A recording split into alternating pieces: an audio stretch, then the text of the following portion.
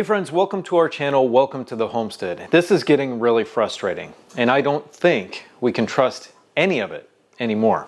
It seems like almost everything with food is fake nowadays. Let's talk about it.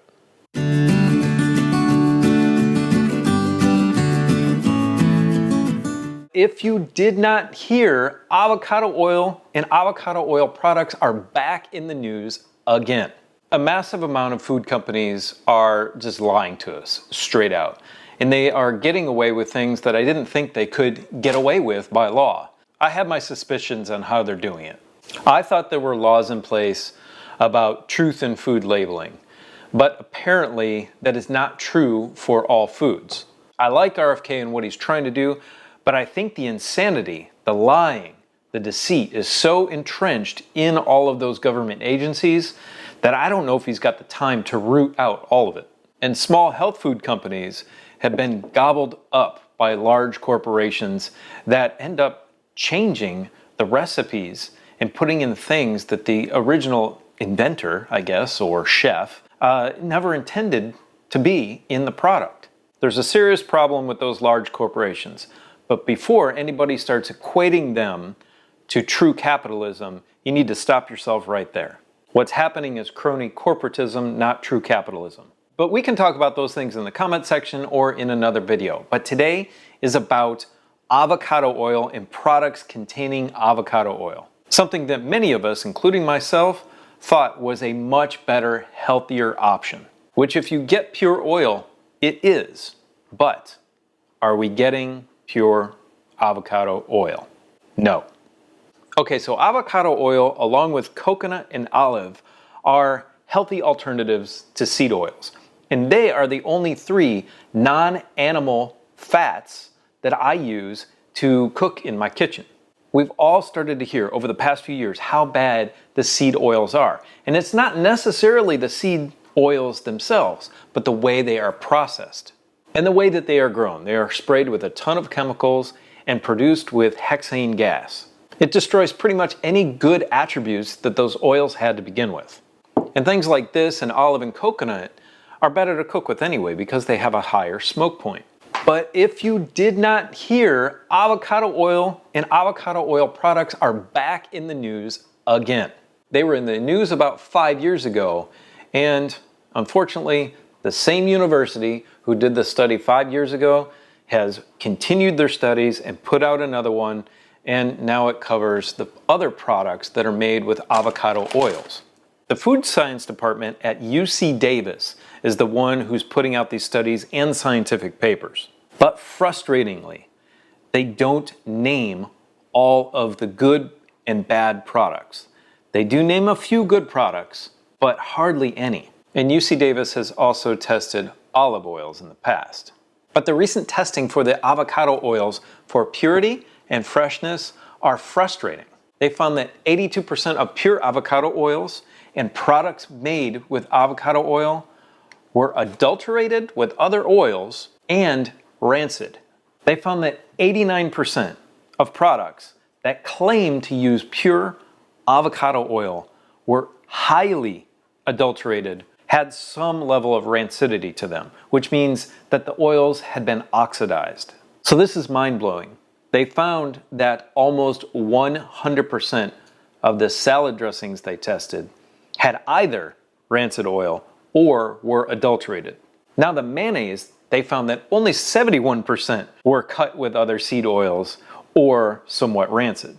The two brands they mentioned as being the best at the top of the list were this Chosen brand and also Marianne's, which I think makes the mayo.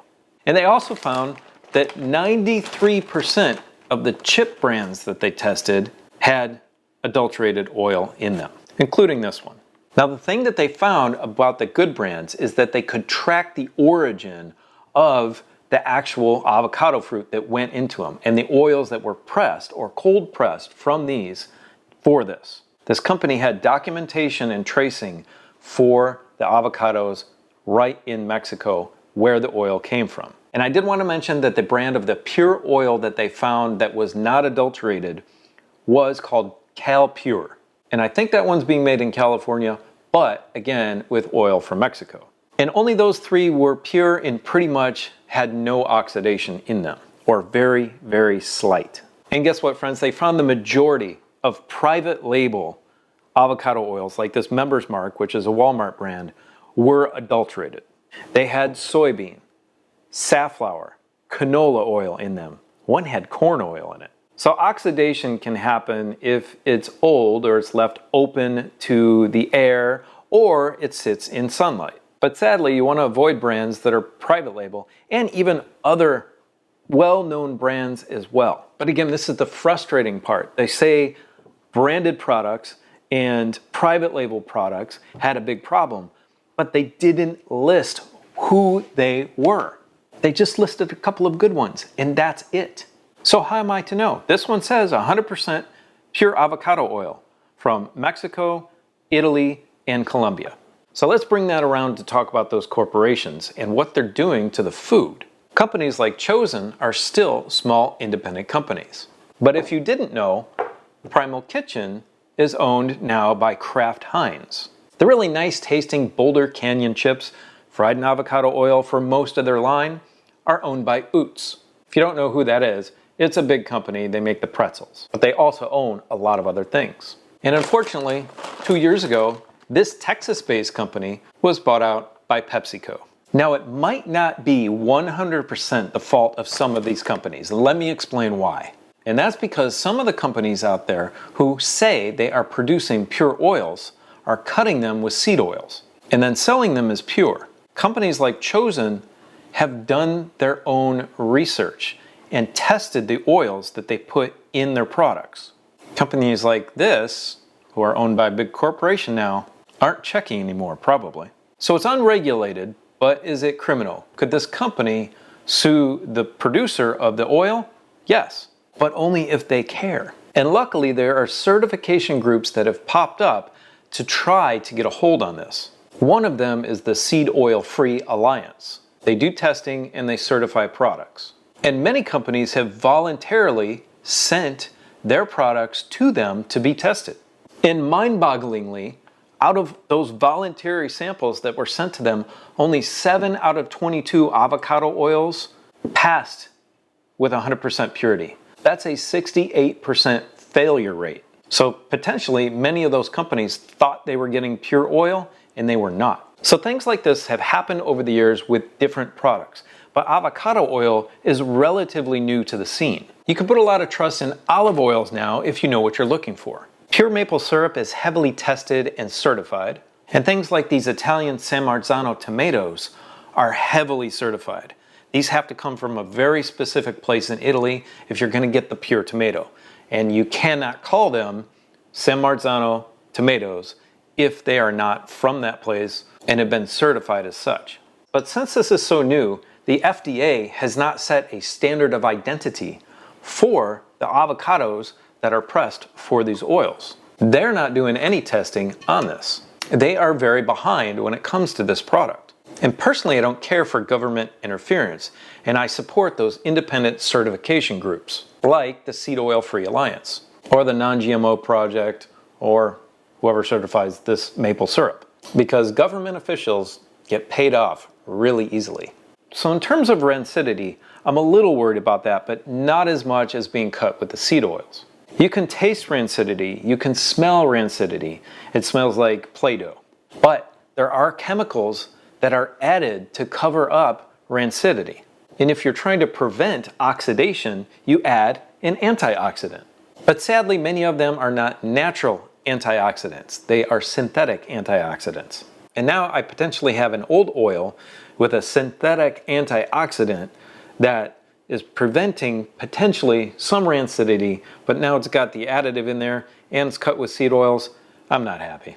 And friends, so what do? Well, it's getting harder and harder to eat clean. The only way we get out of this is to stop buying processed foods like this and grow it ourselves. And of course, you see, I still do buy this stuff. It's hard not to.